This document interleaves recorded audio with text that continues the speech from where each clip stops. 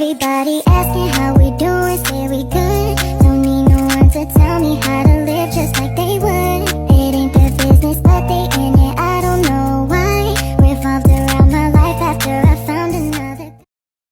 Assalamualaikum warahmatullahi wabarakatuh. Waalaikumsalam warahmatullahi wabarakatuh. Selamat pagi semuanya. Pagi, Bu. Oke, sebelum kita mulai pelajaran pada pagi hari ini, untuk ketua kelas silakan untuk memimpin doa. Baiklah, sebelum mulai pelajaran hari ini, marilah kita berdoa terlebih dahulu. Berdoa menurut kepercayaan masing-masing. Berdoa dimulai. Berdoa selesai. Oke, ada yang nggak hadir hari ini? Hadir semua, Bu. Bagus. Tahu nggak kita hari ini mau belajar tentang materi apa? Fotosintesis, Bu. Bagus, benar Kak. Sebelum kita lanjut ke materi pelajaran pada hari ini, sebelumnya Ibu akan memberikan kalian pertanyaan terlebih dahulu. Untuk pertanyaan pertama, itu bagaimana tumbuhan hijau dapat mencari makan? Siapa yang bisa jawab? Tolong tunjukkan. Saya, Bu. Oke, Raisa dulu ya udah. Dan cara fotosintesis, Bu. Oke, betul ya. Lalu yang selanjutnya, mengapa fotosintesis itu merupakan suatu proses yang penting di bumi? Siapa yang bisa jawab? Silahkan tunjukkan. Oke, udah. Fungsi apa? Mengapa proses fotosintesis itu penting di bumi? Nah, fotosintesis itu penting bagi di bumi itu untuk menghasilkan oksigen untuk kita bernapas, Bu. Oke, betul ya. Oke, untuk pertanyaan yang terakhir, bagaimana dengan tumbuhan yang tidak memiliki warna hijau? Apakah mereka juga tetap melakukan proses fotosintesis? Melakukan, Bu. Apakah juga tetap menggunakan klorofil? Tidak. Tidak menggunakan pigmennya. Oke, ya, mereka tetap melakukan fotosintesis tapi menggunakan pigmen yang lain seperti kromoplas. Oke, selanjutnya kita akan masuk ke materi presentasi hari ini. Untuk materinya itu kita sudah tahu kan itu mengenai fotosintesis. Dan untuk topik pada hari ini kita akan membahas 3 topik. Yang pertama itu mengenai apa itu fotosintesis, yang kedua bagaimana proses terjadinya fotosintesis, dan faktor-faktor apa saja yang mempengaruhi proses terjadinya fotosintesis. Nih, ini untuk pengertian fotosintesis ya. Fotosintesis adalah proses sintesis karbohidrat dari bahan anorganik yang terdiri dari CO2 dan H2O pada tumbuhan berpigmen dengan bantuan energi cahaya matahari.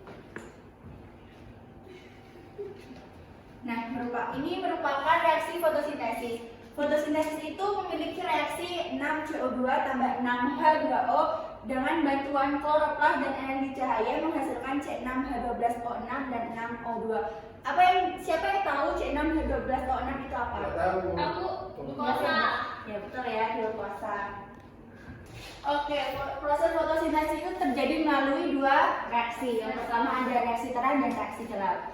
Siapa yang tahu apa perbedaan dari reaksi terang dan reaksi gelap? Tolong tanya.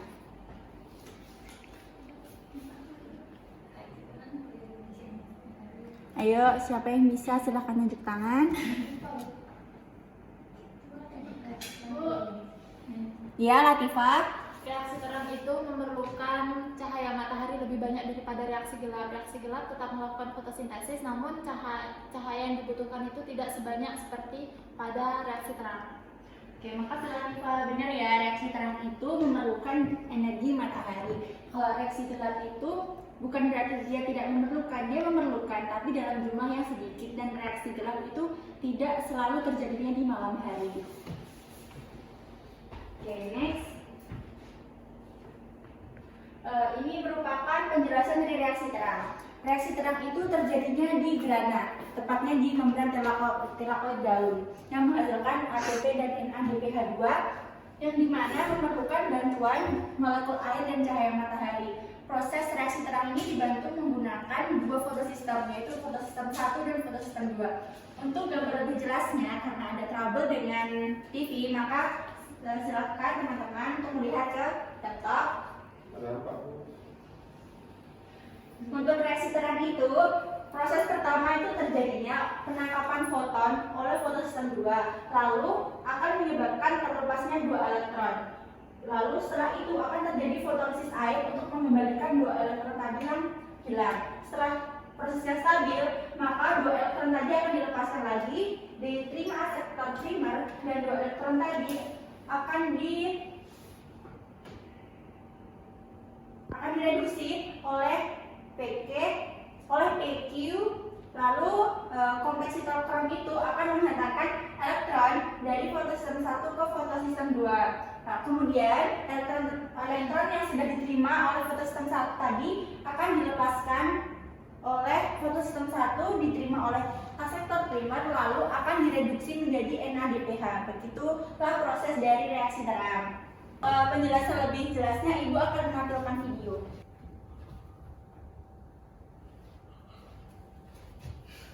Berubah energi cahaya menjadi energi kimia dalam bentuk ATP dan NADPH.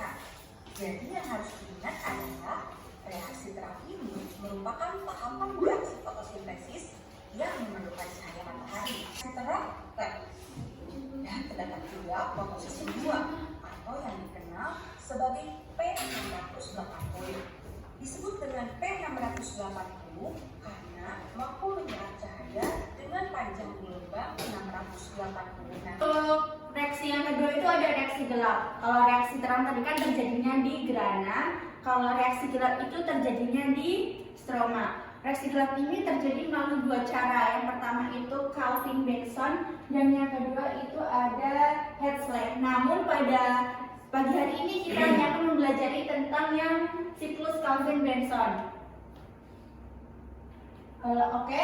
Untuk reaksi gelap ini terjadi melalui 3 cara. Yang pertama itu ada fiksasi karbon, yang kedua itu ada reduksi, dan yang ketiga itu ada regenerasi.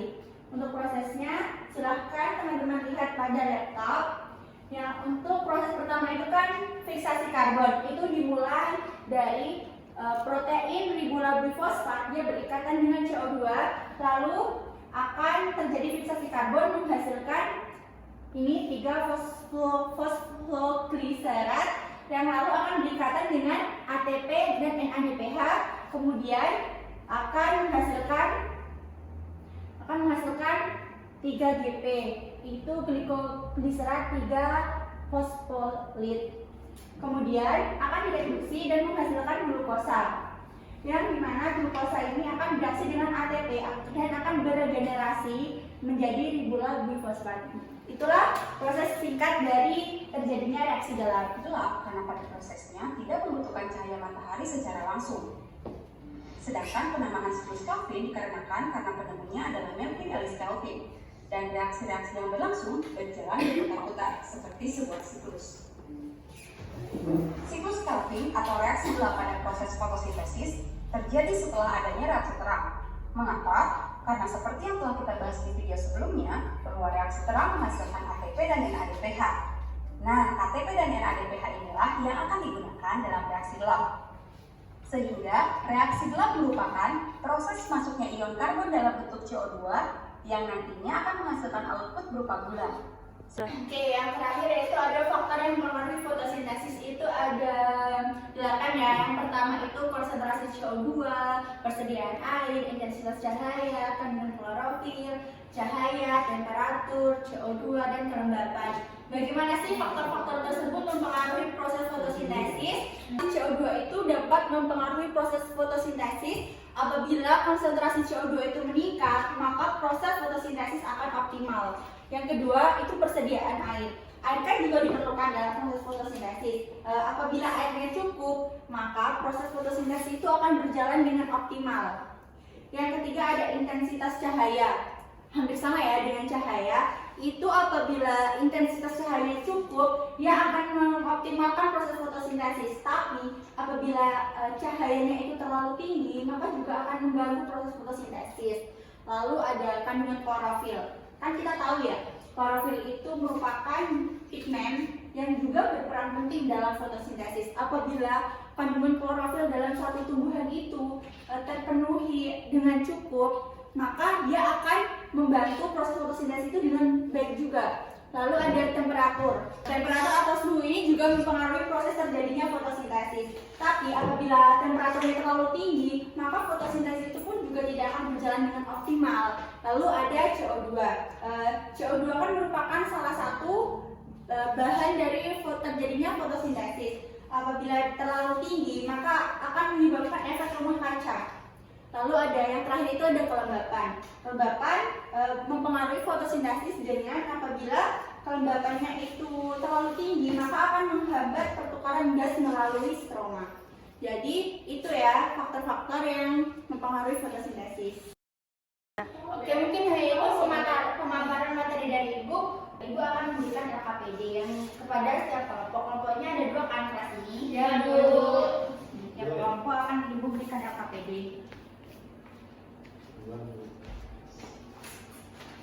Di lembar pertama itu ada nama kelas, tolong diisi untuk tiap kelompoknya. Lalu di dalam lembar kedua itu ada petunjuk pengerjaan dan tujuan dari LKPD tersebut. Lalu silahkan jawab pertanyaan yang sudah disediakan tempatnya. Ibu berikan waktu 10 menit cukup ya? Cukup, Bu. Oke, silahkan dikerjakan. Nanti di akhir sesi perwakilan tiap satu kelompok aja itu maju ke depan untuk memaparkan hasil presentasinya. Bu. Kalau yang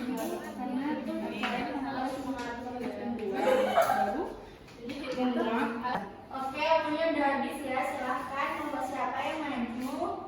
Kelompok saya, Bu. Oke, Fedra, silahkan. Oke. Baiklah teman-teman semua, ibu-ibu, untuk pertanyaan pertama itu mengapa reaksi apa yang terjadi pada gambar di atas dan bagaimana terjadinya proses reaksi tersebut. Nah, prosesnya itu dimulai dari ketika foton ditangkap oleh fotosintesis 2 yang mengakibatkan terlepasnya 2 elektron atau eksitasi sehingga proses tidak stabil. Untuk mengembalikan kestabilannya terjadilah fotolisis air yang menghasilkan 2 elektron. Nah, apabila sudah stabil, 2 elektron tersebut dilepas dan ditangkap akseptor primer. Selanjutnya fotosintesis 2 mereduksi plastoquinon, kemudian mengirim elektron dari fotosintesis 2 ke fotosintesis 1 melalui kompleks sitokron. Lalu dilepas 2 elektron dari fotosintesis 1 ditangkap akseptor primer. Selanjutnya elektron perodoksin digunakan untuk mereduksi NADPH. Untuk pertanyaan kedua itu yang terjadi pada gambar tersebut yaitu munculnya gelombang pada tabung percobaan. Pada percobaan tersebut menghasilkan gelombang udara karena tanaman hidrilla terkena cahaya. Maka akan muncul gelombang udara yang dimana hal tersebut membuktikan bahwa pada proses fotosintesis melepaskan atau menghasilkan oksigen. Yang ketiga itu fotosintesis merupakan proses pembuatan makanan pada tumbuhan yang memiliki klorofil. Lalu bagaimana dengan tanaman yang tidak memiliki daun warna hijau? Apakah mereka tetap melakukan proses fotosintesis? Seperti yang sudah disampaikan pada hari tadi, tetap terjadinya proses fotosintesis, namun dengan tidak adanya klorofil, tapi ada namanya pigmen lain yaitu kloroplast. Untuk yang keempat, faktor apa saja mempengaruhi terjadinya fotosintesis? Tadi juga sudah dijelaskan oleh PPT Ibu, yaitu ada suhu, cahaya, kelembapan, konsentrasi cahaya dan intensitas cahaya. Terus yang terakhir, mengapa gelombang cahaya berperan penting dalam fotosintesis? Karena cahaya ini memang memiliki peran paling penting untuk terjadinya proses fotosintesis. Jika tidak ada, maka fotosintesis ini tidak dapat dilakukan. Sekian saya dapat sampaikan, Bu. Terima kasih, Fedra. Silakan dulu. Tolong beri aplausnya untuk Fedra. Oke, benar ya yang dijawab oleh Fedra tadi. Oke, terima kasih untuk Fedra yang sudah memaparkan jawaban dari LKPD-nya ke depan. Ibu sebelum mengakhiri pembelajaran, Ibu akan memberikan sedikit evaluasi untuk pembelajaran kita pada pagi hari ini, di mana kita pada pagi hari ini kan belajar mengenai materi fotosintesis. Fotosintesis tadi kan proses sintesis karbohidrat dari bahan anorganik pada tumbuhan berpigmen dengan bantuan cahaya matahari. Untuk prosesnya itu ada 2. Tadi apa aja prosesnya?